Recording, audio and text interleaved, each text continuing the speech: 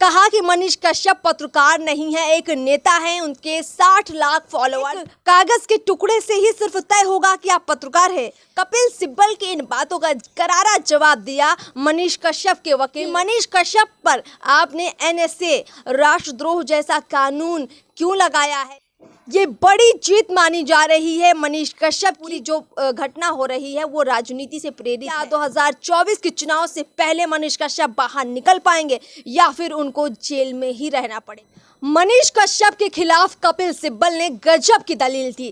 कहा कि मनीष कश्यप पत्रकार नहीं है, एक नेता है। उनके 60 लाख फॉलोअर्स है। ऐसे में जो वीडियो वो बना रहे थे उससे माहौल खराब हो रहा था, तो कपिल सिब्बल इस तरह की बातें कर रहे थे। वहीं कपिल सिब्बल की इन बातों का करारा जवाब दिया मनीष कश्यप के वकील ने, एपी सिंह ने। उन्होंने भी कई अहम बातें रखी, जिसके बाद सुप्रीम कोर्ट ने एक बड़ा फैसला सुनाया, एक तरह से नोटिस जारी कर दिया है तमिलनाडु की सरकार को और पूछा है कि मनीष कश्यप पर आपने एनएसए राष्ट्रद्रोह जैसा कानून क्यों लगाया है, क्यों उन पर इसके तहत मामला दर्ज किया गया है। ये बड़ी जीत मानी जा रही है मनीष कश्यप की, क्योंकि एनएसए जिसको लेकर बार बार एपी सिंह कह रहे थे कि हम मनीष कश्यप के ऊपर से इस धारा को खत्म करवा के रहेंगे, तो ऐसा लग रहा है कि सुप्रीम कोर्ट अगर सरकार से ये सवाल पूछ रही है तो हो सकता है कि आने वाले वक्त में जब तमिलनाडु की सरकार इसको लेकर सही से जवाब नहीं दे पाएगी तो उसको ये धारा हटानी पड़ेगी, मनीष कश्यप के ऊपर से ये केस वापस लेना पड़ेगा। नमस्कार, मैं अर्पिता और आप देख रहे हैं पब्लिक ओपिनियन। पूरी खबर आपको विस्तार से बताते हैं। देखिए, आप सभी को मालूम है तमिलनाडु प्रकरण के बारे में, बिहारी मजदूरों का जो मुद्दा रहा उसको लेकर मनीष कश्यप ने जो तमाम वीडियो बनाए थे उसी पर ये पूरा मामला चल रहा है।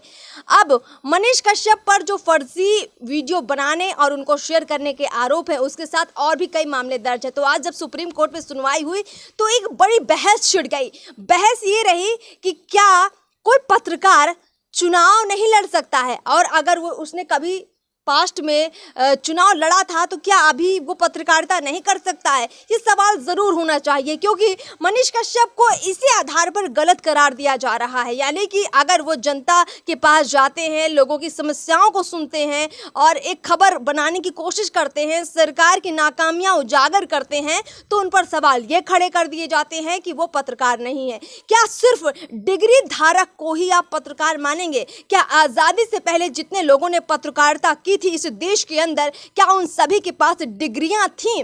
यानी एक कागज के टुकड़े से ही सिर्फ तय होगा कि आप पत्रकार हैं? ये सवाल ये भी कि क्या जिन लोगों के पास डिग्रियां हैं और वो लोग जिस कदर की पत्रकारिता करते हैं, आप सबको पत्रकार मान लेंगे? नहीं। शायद असल में जनता के मुद्दों पर जो बात करता है, जनता की समस्याओं को जो उजागर करता है और साथ ही साथ सही खबरें, तथ्यपूर्ण खबरें आप तक जो पहुंचाता है, हमारी नज़र में तो वही पत्रकार है। हाँ, डिग्री होना ज़रूरी है, इसलिए ज़रूरी है क्योंकि इस तरह से आप इसकी बारीकियां सीखते हैं। हाँ, डिग्रियां होना इसलिए ज़रूरी है क्योंकि इस तरह से आप किसी भी प्रोफेशन की बारीकियां सीखते हैं और समझते हैं। लेकिन सिर्फ डिग्री होने से ही कोई पत्रकार होता है, ये ज़रूरी नहीं है।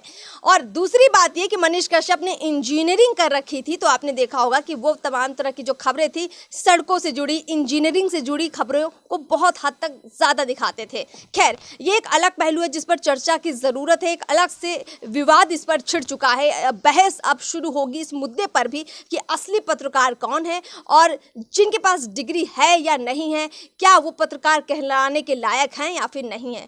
अब खबर पर आते हैं। इस पूरी खबर के बाद तारीख तय हुई है 28 अप्रैल, यानी सुप्रीम कोर्ट दोबारा से इस मामले में सुनवाई करेगा और उसमें ये तय होगा कि जितने भी मामले मनीष कश्यप के ऊपर दर्ज हैं उन सबको एक जगह किया जाएगा या नहीं किया जाएगा। दूसरी कि जितने भी मामले मनीष कश्यप के ऊपर दर्ज हैं, क्या मनीष कश्यप को सभी मामलों में सुप्रीम कोर्ट की तरफ से जमानत मिलेगी?